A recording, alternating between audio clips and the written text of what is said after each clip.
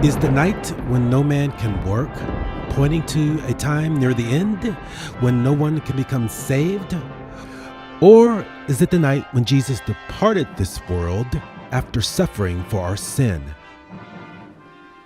Let us turn our Bibles to John chapter 9, beginning in verse 3. Jesus answered, "Neither hath this man sinned, nor his parents, but that the works of God should be made manifest in him.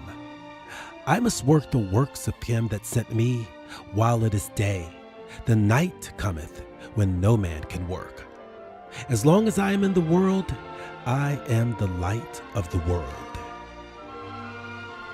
The question is, what night did Jesus cease from this work while on earth?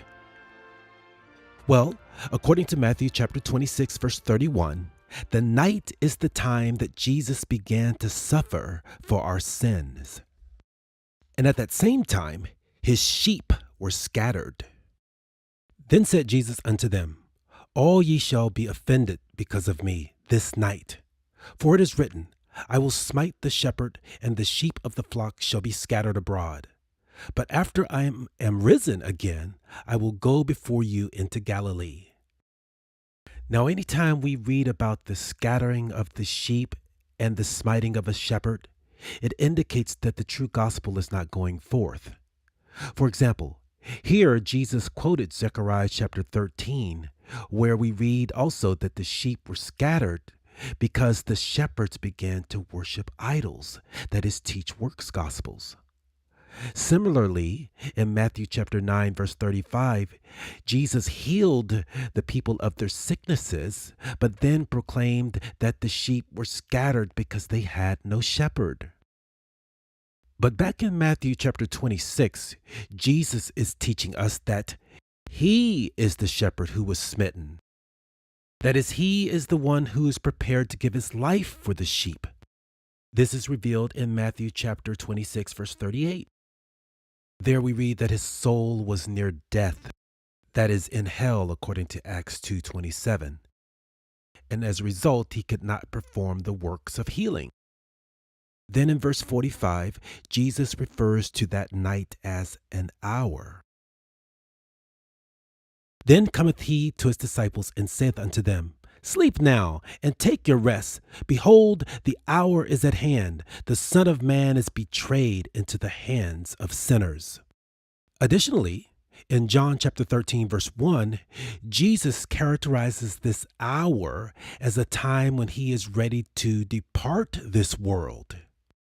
Now, before the feast of Passover, Jesus knew that his hour was come, and that he should depart out of this world unto the Father, having loved his own which were in the world. He loved them unto the end.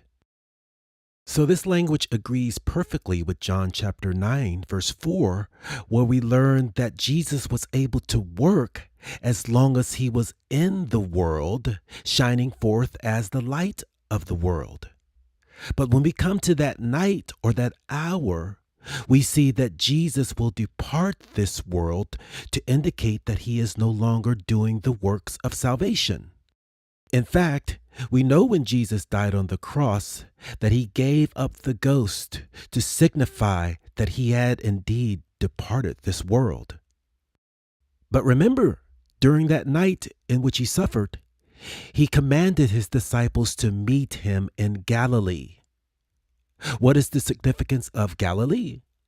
Well, remember in Isaiah chapter 9, we learned that Galilee is called the Galilee of nations. It is where the unsaved Gentiles of the world walk in darkness, but will see a great light as the gospel goes forth in the world. And so when we come to John chapter 21, we see that Jesus met with his disciples in Galilee and commanded them to feed his sheep. Now, during our Feed My Sheep study, we learned from Ezekiel chapter 34 that we feed sheep in order to heal them of their sin sicknesses. And that's exactly what we found in Matthew chapter 9, verse 35, where we learned that Jesus healed the scattered sheep. And this healing transpires when we go forth into the world with the gospel. And that is precisely why in Matthew chapter 28, that Jesus reminded his disciples to get to Galilee. And in the meantime, he commanded them that they must teach the nations, that is, the Galilee of nations. And he promised that he would be with them in this effort until the end of the world. Likewise, in Matthew chapter 24, verse 15, he said that they would preach the gospel as a witness to all nations, and then the end would come. Therefore, we have no biblical authority to teach that salvation will cease before the end.